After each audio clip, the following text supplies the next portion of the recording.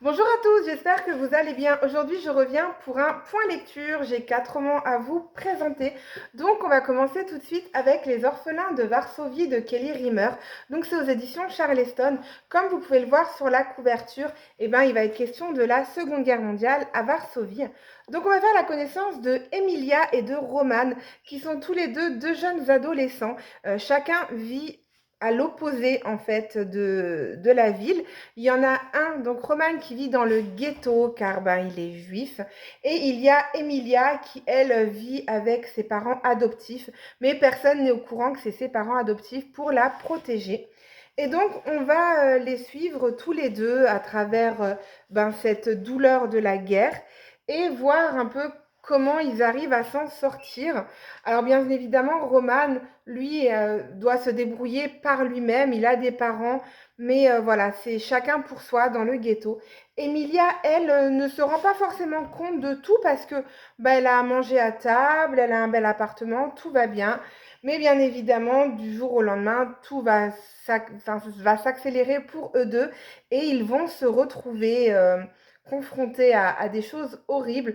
Ils vont bien évidemment se rencontrer, et il va y avoir une petite romance aussi, mais c'est très léger. Vraiment, c'est pour adoucir un peu ce récit qui est juste atroce.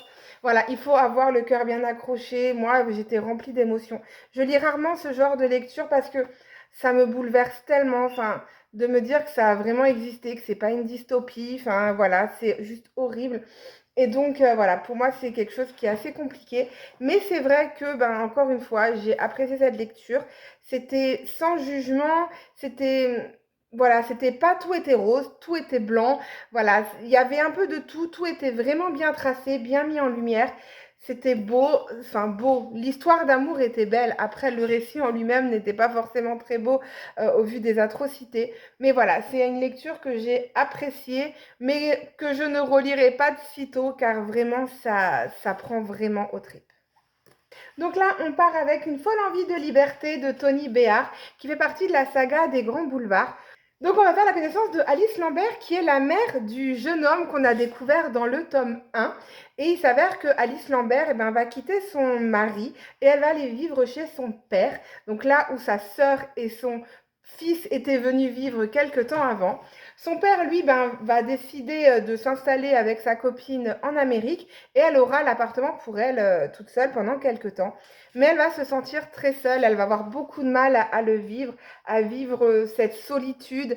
Et elle était très carrée, enfin, pour elle, il y a tellement de chamboulements que ses rouages ont complètement déraillé et elle ne sait plus du tout comment s'y prendre pour avoir une vie à peu près correcte. Mais elle va voir en fait que les voisins sont tout aussi adorables. Sa demi-sœur qu'elle détestait tant n'est peut-être pas si horrible que ça.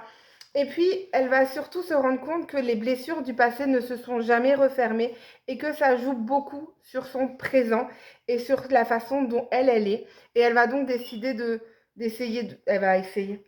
Elle va donc essayer de rendre sa vie plus belle, d'essayer de sortir des clous, de faire ce que elle aime et pas ce que la société attend.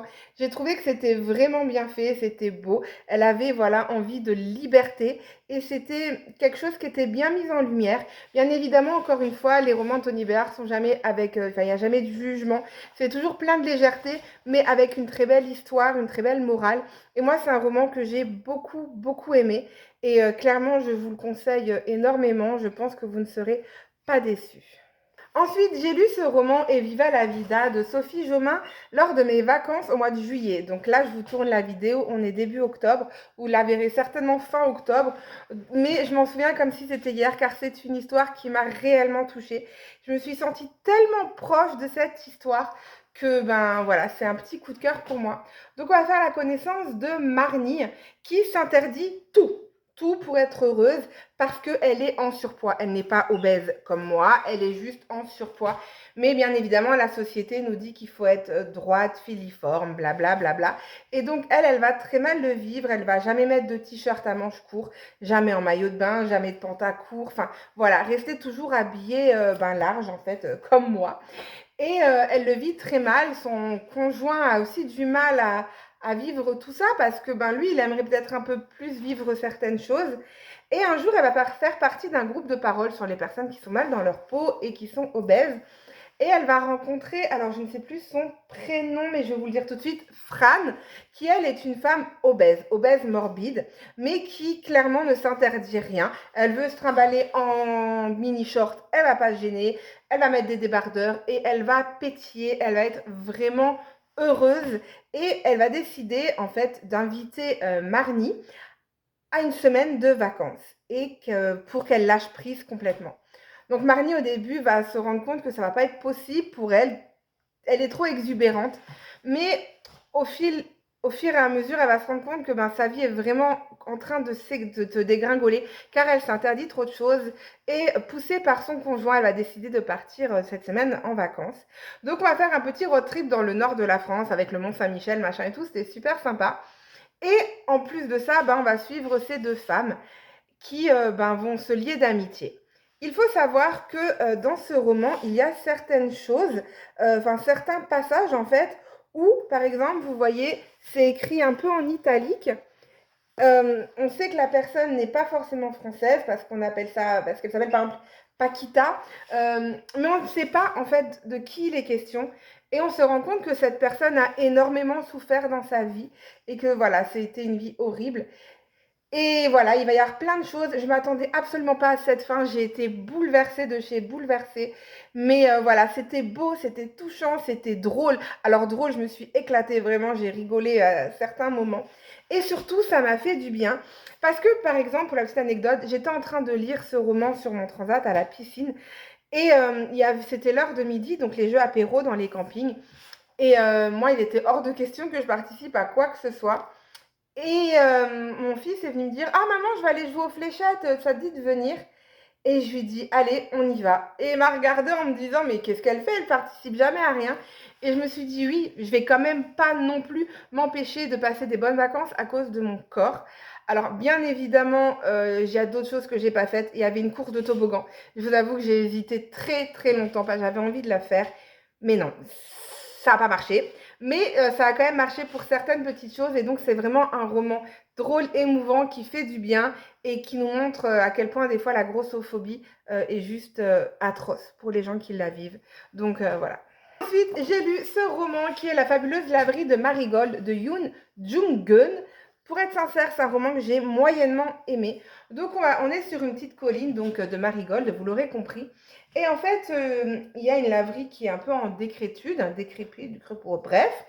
Et en fait, il y a ce côté un peu surnaturel d'une jeune fille qui s'est perdue dans le temps, en fait, avec ses pouvoirs qu'elle gérait mal. Elle s'est perdue dans le temps et elle va arriver à Marigold. Et elle, son objectif, c'est vraiment de revenir à l'époque, de retrouver sa famille qu'elle n'a pas vue depuis des siècles, et voilà, que tout redevienne comme avant. Donc il faut voilà, déjà savoir qu'il y a ce côté surnaturel. Et elle va décider en une nuit de faire une laverie. Et, mais pas une laverie pour nettoyer les habits sales, même s'ils vont être nettoyés, mais surtout pour laver les âmes. Parce que certaines âmes sont blessées, ont souffert et n'arrivent pas à avancer dans leur vie. Et donc, en fait, les gens vont aller chez elle, elle va discuter et elle va décider de prendre leur t-shirt, parce que leur t-shirt, au fur et à mesure qu'elle discute, va se remplir de taches. Et en lavant ce t-shirt, ça va laver l'âme et en fait faire en sorte que les gens recommencent à zéro, se pardonnent à eux-mêmes, pardonnent aux autres. Et j'ai trouvé que la morale était très belle, c'était vraiment très sympa. Mais c'est vrai que certains moments c'était assez redondant car c'est toujours la même chose. Ce côté trop surnaturel m'a déplu car on ne sait pas trop en fait. Enfin, c'est compliqué de se sentir vraiment dans l'histoire en se disant oui, ça peut arriver, enfin comme tous les romans de développement personnel où on se dit oui, c'est vrai que si on fait ça, peut-être que si on voit les choses autrement, peut-être que là, non, clairement, ça n'arrivera jamais. Donc c'est quelque chose qui m'a peut-être légèrement gênée, mais voilà, pas non plus un truc de fou. Donc voilà, c'est un roman que je peux vous conseiller si vous aimez les développements personnels un peu surnaturels. Moi, ça l'a moyennement fait, mais bon, voilà, c'est des choses qui arrivent. Et voilà, j'avais d'autres bandes dessinées à vous présenter, mais je les ai ramenées à la médiathèque parce que j'avais déjà 2 semaines de retard. Donc voilà, sur ce, j'espère que ma vidéo vous a plu. Je vous souhaite une bonne journée, une bonne nuit, tout ce que vous voulez. Je vous dis à bientôt. Ciao!